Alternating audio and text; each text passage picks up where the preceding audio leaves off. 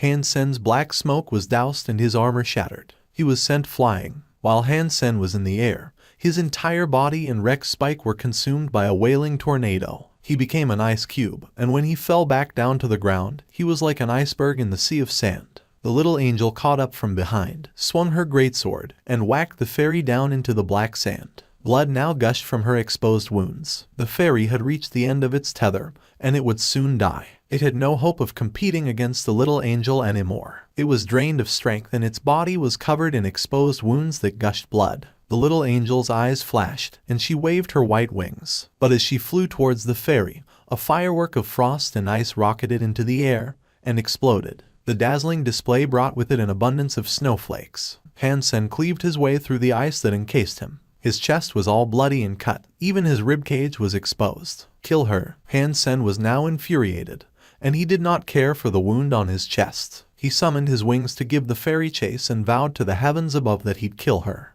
The fairy's escape was extremely quick, and even the little angel had great difficulty catching up to her. But quite abruptly, the fairy slowed down. It seemed as if her burst of speed had chugged and come to an end, due to a complete exhaustion of her own strength. Now, even slower than usual, it fluttered away from the battle. Han Sen and the little angel followed the fairy to the Black Mountain, and watched it retreat into the mouth of the cave the scorpion had once dug. Together, they followed the fairy inside. Hastily, the tiny menace whizzed her way through the bamboo forest in a bid to reach the icy domain where they had first discovered it. Han Sen wasn't sure why it would retreat there, but he knew he would have to finish it off soon. He commanded the little angel to venture ahead and close the distance the fairy was currently gaining on them. But the fairy had now gained a fair lead, and even if they went at their top speed, it'd be difficult for them to catch up anytime soon. The fairy smacked the 1-foot-thick ice that pained the water and shattered it. Without lingering, it quickly dove into the icy cauldron. The little angel didn't hesitate to follow her in, and plunged in after her. To her surprise, the lake itself was shallow, only a few meters deep at the most. Han Sen caught up and stood by the water's edge. The lake was pure and he could see what occurred below with startling clarity. Han Sen watched the little angel swing her greatsword beneath the water, but it seemed as if something was repelling the completion of her strikes,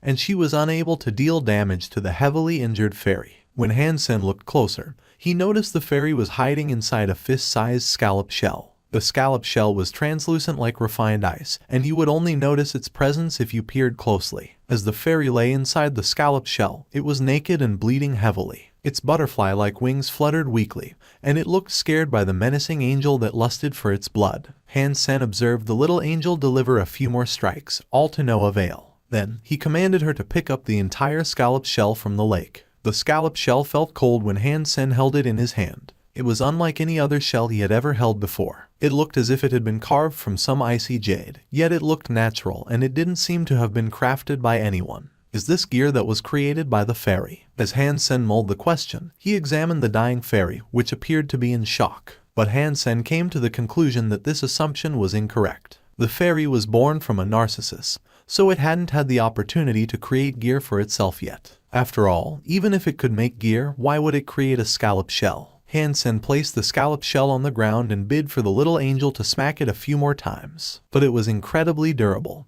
and try as she might, she could not break it open. The repeated strikes only drew thin white marks across its previously untarnished exterior. Han Sen then sought to try out his toxic dragon drill on it, but that proved futile. After that strike, all that remained on the shell was a little white dot. He tried everything at his disposal, but still, he could not crack the shell open. With a great depression, his heart sunk with the thought, taking on this fairy was no small feat. Will this whole thing result in failure, all due to its hiding? But quickly, Han Sen noticed something was amiss. The fairy should have been happy at Han Sen's inability to get at it. But instead, it looked shocked, and worse than ever. Han Sen picked up the scallop once more and noticed something wrong with it. The scallop was not empty, as its interior was full of a transparent liquid. Han Sen at first believed it to be water from the lake, but upon closer inspection, realized it wasn't. The liquid was corrosive, and it was rotting the fairy's wounds. It wasn't healing, and instead, it was doing much worse. Han Sen smiled at this revelation.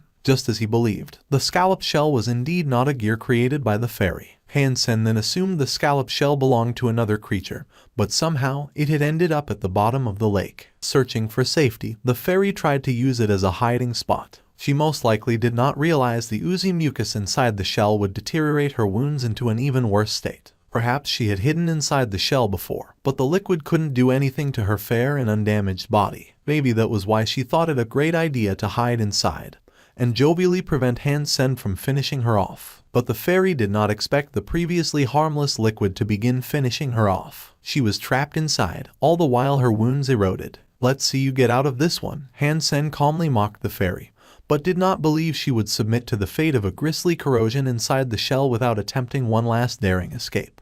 He allowed the little angel to hold onto the scallop shell for him as they departed the bamboo forest and returned to the Yellowstone city. There was no fear of the fairy daring an escape, as her death was secured no matter what she attempted. But it did look like it was going to be a while before it died, and judging from the fairy's face, it wasn't yet ready to run off, if it ever would be. The fairy was already badly injured, and it was only going to get worse the longer it remained inside. After resolving the entire debacle with the fairy, Han Sen no longer wanted to linger in the solitary shelter. He hadn't found out why there was a super spirit chained up in the spirit hall, but he ultimately decided it had nothing to do with him and didn't mind leaving the mystery unresolved. After preparing his supplies, he rallied Zhu Yumei and Little Orange to accompany him in a journey across the desert sands and away from the Yellowstone city. The fairy was still hanging on inside the scallop shell, as her wounds got worse and worse. Han Sen figured she wouldn't survive another 10 days, and by then, she'd be nothing but bones. "Do you actually know the way out of here?" Zhu Yumei asked from atop Little Orange, as the unceasing sun bore down on her. "No," Han Sen quickly replied.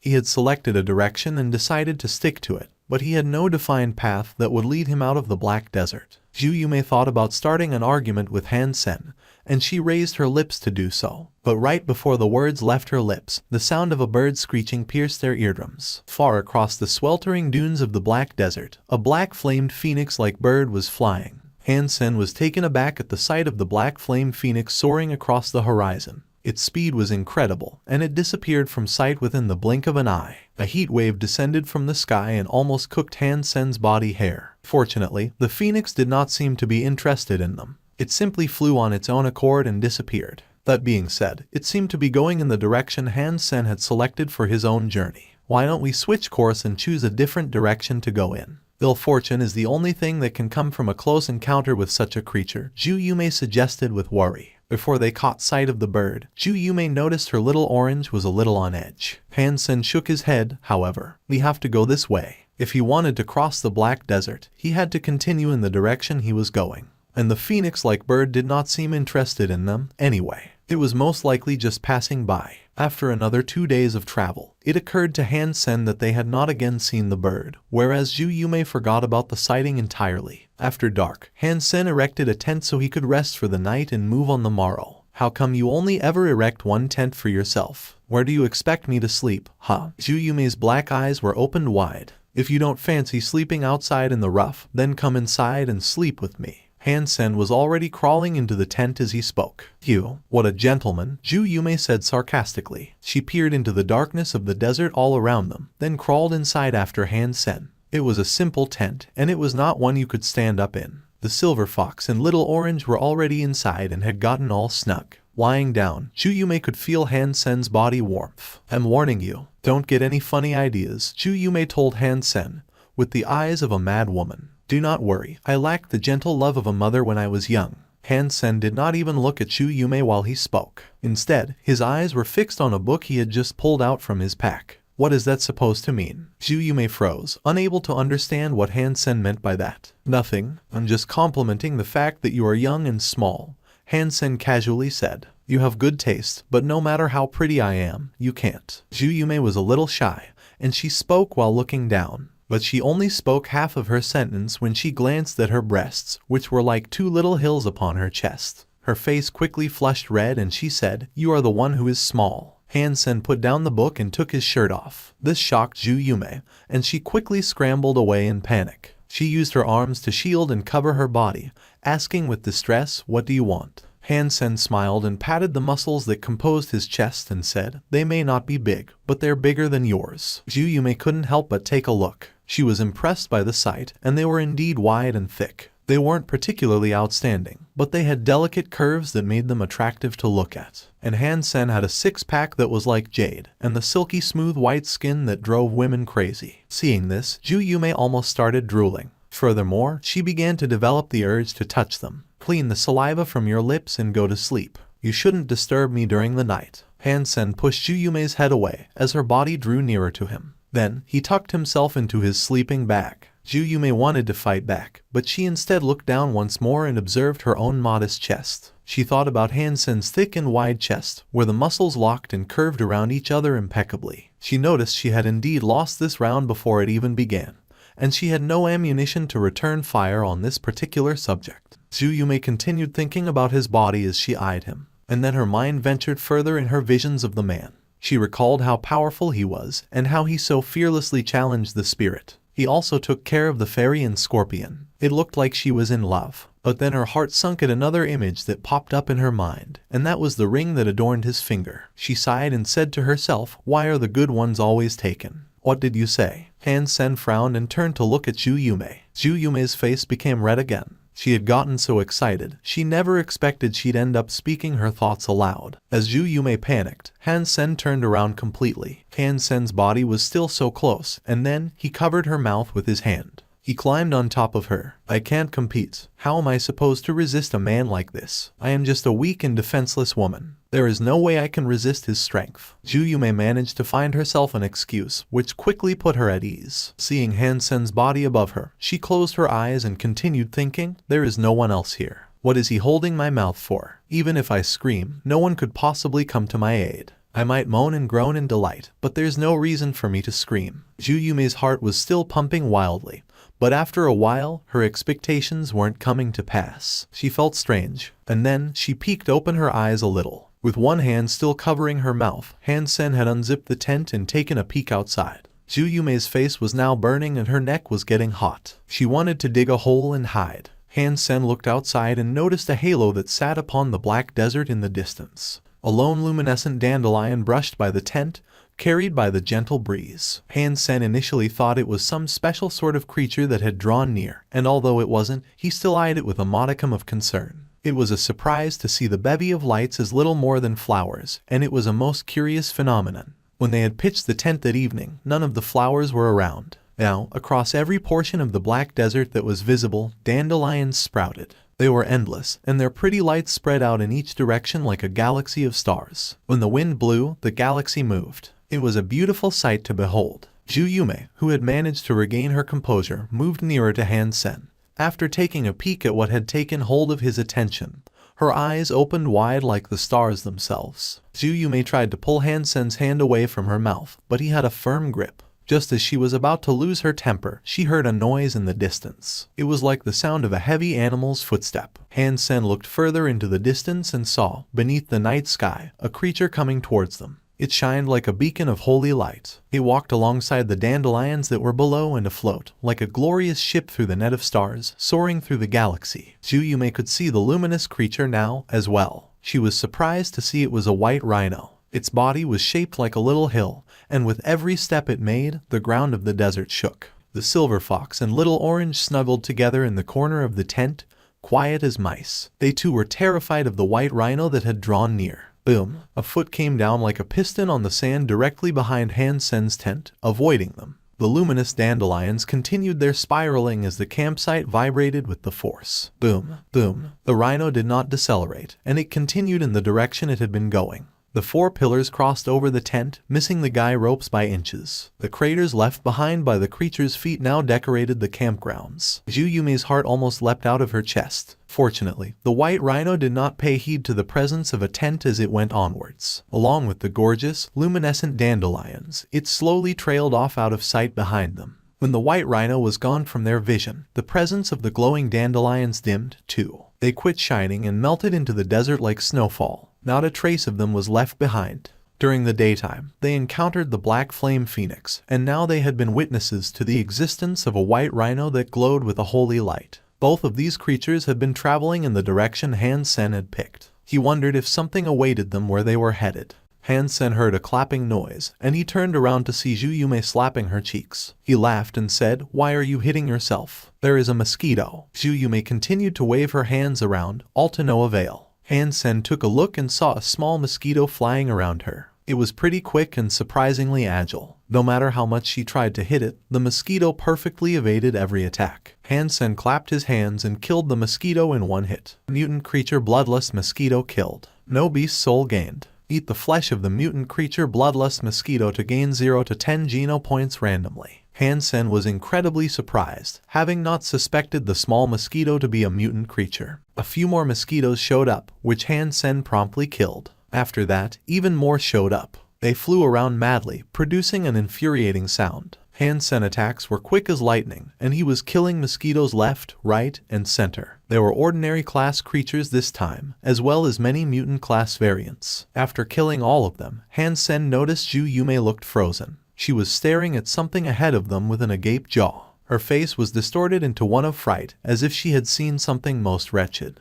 "What's wrong with you?" Han Sen frowned. "Momo mosquito." Zhu Yumei raised her finger, pointing ahead of them. With a trembling voice, she called out what made her look so scared. "What? They're just mosquitoes. There is no need to be afraid. I can kill them all." Han Sen then turned to look in the direction she pointed towards and noticed a giant crack in the desert sands. From it, swarms of the mosquitoes emerged like a geyser. "What are you waiting for? Run!" Han Sen shouted. The bloodless mosquitoes conquered the skies like a sandstorm, and they even struck fear into the silver fox and little orange. Together, those two scrambled to get away. If it was just a small number of mosquitoes, even at mutant class, there was nothing to be afraid of. But a countless horde such as that would be too much. Han Sen had the appropriate super armor to block the attacks, but Zhu Yumei would be killed in an instant. The silver lightning crackled across the silver fox's fur, and he emitted a number of bolts to zap those that sought to overwhelm him. Little Orange's body was jumping up and down to kill many, but a fair number of the mosquitoes had already latched onto it. Without reprieve, the hungry insects drank deep of its blood. Han Sen was well and truly shocked. He didn't expect the mosquitoes to be able to drink the blood of a super creature, and that meant Little Orange and the silver fox were in as much danger as they were. Although only female mosquitoes could drink blood, their numbers were still scary enough to place them all in serious danger. Han Sen's face changed, and he commanded the little angel to clear a path for them. Then, he sped up to attempt an escape.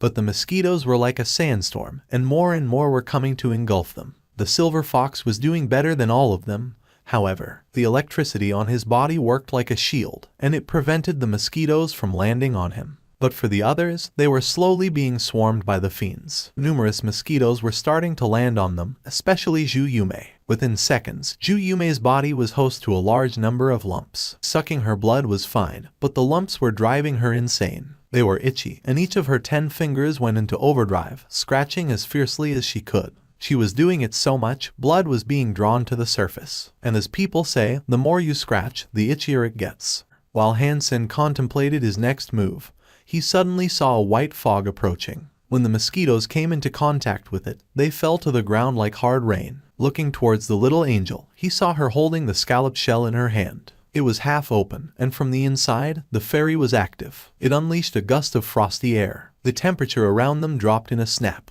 The mosquitoes were clearly weak to the cold, and upon coming into contact with the frost, were stunned and frozen. In fear of the cold, the swarm of mosquitoes now seemed hesitant to continue their pursuit. Han Sen never expected the fairy to possess such a human quality, to forgive past grievances and be willing to trade her own life for the safety of him and his companions. Han Sen took the scallop shell out of Little Angel's hands. The fairy was still quite afraid, and she only opened the shell a small amount in order to expel the frosty air. The fairy clasped her hands together before her face, as if she was praying to Han Sen. The look in her eyes suggested she was begging Han Sen to let her go. But this did not align with Han Sen's own desire. It was difficult to get a second-generation super creature, and there was a life geno essence sitting right in front of him. Perhaps even a beast soul, too. "If I let you go, will you come back for vengeance?" Han Sen asked, looking at the fairy. The fairy behaved as if she understood what Han Sen said to her, and she shook her head like mad. "Really?" Han Sen asked, with a deeper tone of voice this time. The fairy continued to shake her head, and it seemed as if she was being sincere. "All right, then. Come on out. Let's forget about what happened in the past." but don't even think about doing it again." The fairy seemed to be fairly intelligent, and after he finished talking, she popped the lid of the shell open and flew out. She then landed on the palm of Han Sen's hand. Han Sen held the fairy there, and in his heart, he grinned. The smile of a devil adorned his lips, and he thought to himself, "Oh, little fairy, you are in my hands, and now I am going to kill you." Han Sen never thought the previously vengeful, maniacal fairy would be so easy to trick. She seemed to believe what he said without question. And now, she had allowed him to hold her. Little did she know, he was planning to bring a swift end to their truce. The fairy remained off guard, allowing herself to be held by Han Sen. She seemed oblivious to Han Sen's murderous gaze. Han Sen then, unbeknownst to anyone else, secretly channeled the sonic and thunder elements. Soon, he'd cast Sonic Thunder Punch and utterly annihilate the fairy once and for all. But seeing the defenseless fairy clench his fingers tight, giving him poor puppy dog eyes, Han Sen found himself unable to do it. The fairy seemed so human, and she did her best to help out against the mosquitoes. Now that she was in Han Sen's hand, he found himself unable to kill something that was utterly defenseless. "Are you going to listen to me in the future?" Han Sen held the fairy in his hand, and his gaze was as sharp as a blade. The fairy nodded. She held onto Han Sen's fingers and kissed them with her red lips. Then she looked at him again with pitiable eyes. "If you say so, I will believe you once. This is a once-in-a-lifetime opportunity. Do not disappoint me, or else I won't let you go." Han Sen sighed, relaxed his hands and let the fairy sit down in his palms. "Are you sure?" Inside the Angel Gene office, Zhao 7th spoke to Zhao Lion. "It has already been confirmed. Han Sen's mother, Luo Lan, is the sole granddaughter of Luo Haiding. The Jai family have Luo Haiding's support," Zhao Lion said in return. Zhao 7th sternly frowned and asked, "Has the Jai family done anything yet?" "They haven't done anything particularly big. But according to the intel provided by Old Kai, some of the demigods of the Jai family are on their way to the Godslayer shelter," Zhao Lion replied. "They are lucky bastards. I cannot believe they have a connection with Luo Haiding. If this strengthens, they won't have to rely on us as much. If the Jai family wants to use Luo Haiding's power to be rid us, and the support we have already been providing, I won't allow it. Although Luo Haiding is powerful, being a demigod and all, strength matters not. He is alone where he is, and he cannot return to the second shelter. Push on with the Angel Gene 4th stage tests a little quicker. They may prove useful in the near future. The 4th stage tests require a lot of Shura royal blood. And we also need Dan Copper stars." Zhao Lion wanted to continue, but his words hesitated to come out. Zhao 7th frowned and said, "Give it to them. Angel Gene is our crowning accomplishment, and a Dan Copper star is nothing. Once we have established a presence and can support ourselves in the 4th shelter, that is when our family will truly begin to shine." "Yes," Zhao Lion agreed. Then, he turned around and exited Zhao 7th's office. "I will let these old men know that their time is up. The advancement of humanity, genetics and all, lies in technology." Zhao 7th's eyes shone with light. The group of travelers traversed the Black Desert for another 2 weeks. Just as Han Sen had almost forgotten about all the strange occurrences that had happened along the way, he stumbled across an oasis. "No way, coconut trees here." Han Sen, after seeing the oasis, looked a little strange. Oases weren't entirely strange, but the abundance of coconut trees was. Each tree was decorated with a number of basketball-sized coconuts that looked absolutely delicious. This was a harsh desert, and yet, why would seaside-grown coconut trees be growing here? Their sheer number was incredible, too. The water was incredibly salty, just like seawater. Ignoring her reaction, Han Sen looked towards the center of the lake. There, a small island rested. It was no bigger than a football field, and at its center was a giant coconut tree. The coconut tree looked different than the rest. Not only was it taller, but its trunk was like white jade. The coconuts up high were different as well. They were like black, giant metal balls. Han Sen took a closer look. The giant, white jade coconut tree was bearing 3 coconuts, and they were each approximately the size of a yoga ball. Their darkness accentuated their sense of weight, too. As Han Sen observed the white jade coconut tree, the waters of the lake shifted. Something huge arose from the water, and a pair of wheel-like eyes ascended to the sky and looked down on Han Sen and Zhu Yumei.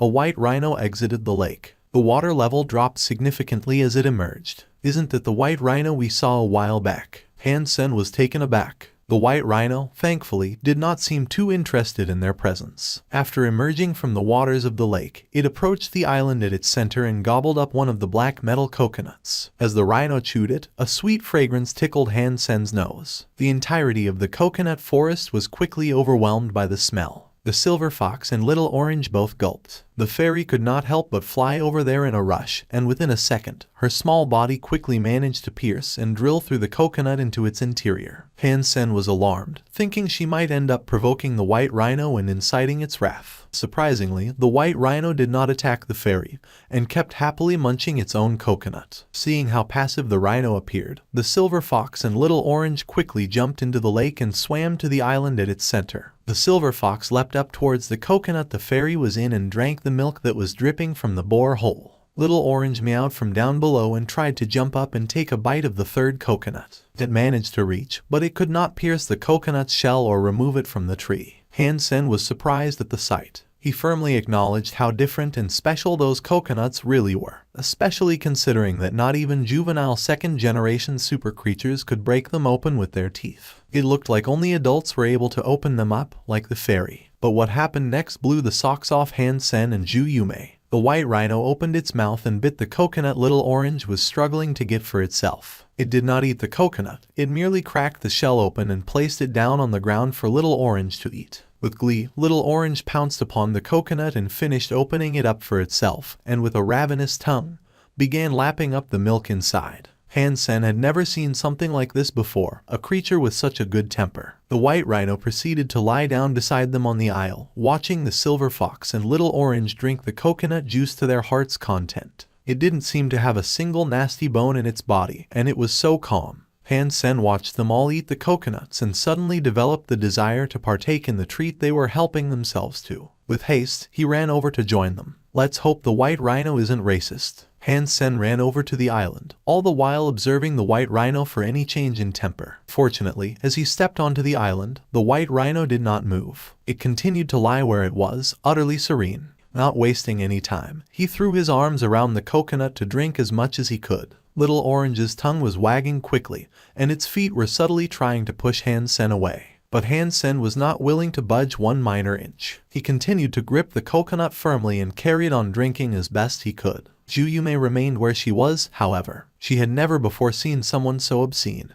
and so willing to fight against another animal for food. Save me some. Save me some. But when she resolved to get some for herself and ran over to the island, she noticed there was no space left for her. She could only circle them and wait for an opening. With a great push, she knocked Han Sen away and found a place for herself on the coconut. But it was too late. Poking her head inside, she noticed Han Sen and Little Orange had consumed every last drop of the juice, leaving nothing for her. Falling down to the ground, Han Sen's belly was frighteningly large. He couldn't even straighten his back or stand up to drink some more, had there been any left. A cool energy began to whirl inside his stomach, and it blended with the rest of his body. His entire body felt so cool. It was like his cells had been injected with refreshing spring water. The white rhino was on the island, watching the entire scene unfold. After the silver fox and the fairy finished their coconut juice, however, it stood up and munched on the shell. They were both unafraid of the rhino, and the silver fox decided to climb aboard. It stood upon one of its horns and gazed all around. The fairy soon followed, and she landed on the tip of the horn. There, she curiously observed the rhino. The rhino did not look mad at all, and all it did was squint while looking at them. That rhino is so cute, Zhu Yumei said, despite being prone to calling everything cute. As she spoke, she tried to hug one of the rhino's leg, but she was little more than an ant when compared to the size of the rhino. Han Sen eyed this rhino with curiosity, as it was the first time he had ever encountered another creature that was so docile and passive. He used his Dongshuan Sutra to take a look at the rhino's energy flow. The life force was frighteningly powerful, and it had the breadth of an ocean. The energy swirled with a slow passion, and it looked holy and pure. What is this super creature? The life force is too much to be considered one, surely. Han Sen was surprised at what he was seeing. That night, the rhino finally moved. It got up and began walking away from the island. It seemed to be leaving the oasis. Han Sen quickly packed up his stuff, grabbed Zhu Yumei, and flew to the rhino's back. The silver fox and Little Orange climbed aboard too, and they were soon all riding the rhino's back, setting out into the black desert once more. Under the serene, silver moonlight, the luminous dandelions returned as well. As if they were aboard a starfaring ship, it was like the rhino was traversing a galaxy. It's so beautiful. Zhu Yumei's eyes sparkled like the stars themselves. Han Sen observed the white rhino as it went, and noticed the life force of the rhino was overflowing. It was this overflow of energy that manifested itself as the dandelions. The direction the white rhino traveled was the direction Han Sen himself had been moving all this time. It wasn't easy finding a powerful super creature as tame as this, given that Han Sen didn't mind riding it for as long as he could. The rhino's body was awash with a holy light. The sun and rain couldn't penetrate its protective shield, and even the terrible sandstorms weren't an issue. Every damaging element acted as if it were avoiding the rhino. The white rhino walked for another 6 whole days before stopping, and it was a pillar-like construct that stopped its travel. Upon closer observation, Han Sen noticed that it was in fact a giant black cactus. It was a few hundred meters tall, massive, and adorned with a white flower at its top. Han Sen stood on top of the rhino's head, and when he saw the cactus, his face looked queer. From the way he saw it, the cactus was shaped like a man's penis. But in this world, nobody's penis could reach a size such as that. As Han Sen was lost in thought observing the cactus, a bird cawed. A black flame bird was high above, circling the thorny construct. It was the same bird they had seen quite some time ago. Thank you for watching. Subscribe and enable notifications so you don't miss the next chapter.